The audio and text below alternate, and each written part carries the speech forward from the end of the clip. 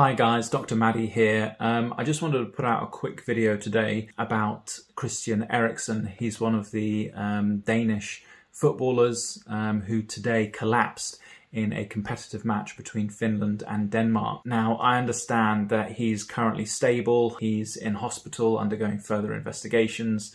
But my understanding of what happened was that during the match in the first half, he suddenly just collapsed on the pitch. And thankfully, due to prompt action from the referee and other players, they got the medics onto the team. From the reports that I've seen, they had to start CPR. As I say, very distressing scenes for everyone to witness, whether that's Eriksen's family, the players on the pitch, and all the fans around as well. Now, fortunately, some photos have come out showing that when he was being whisked off of the pitch to the hospital, that he was conscious, which is really reassuring because, you know, we all assume the worst when we see someone collapse like this. It's very reminiscent of what happened to Fabrice Muamba back in 2012. And, you know, there's going to be a lot of speculation as to what could possibly have contributed to this. But, you know, in an otherwise fit athlete who's at the top of his game, you know, we would be thinking about things like Hukum, which is the condition that affected Fabrice Muamba.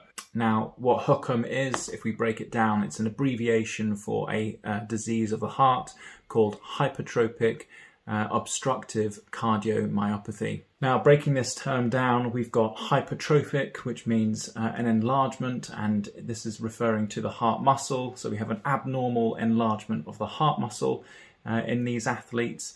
Obstructive, referring to the obstruction of blood flow both into and out of the heart, which can lead to a collapse.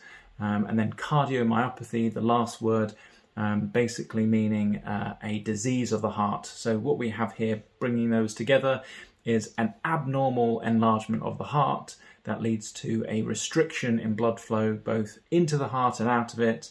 And unfortunately, this is a chronic disease, which is to say that once you've got it for life. Now, the really devastating thing about this condition is that you could be walking around with it and you wouldn't even know.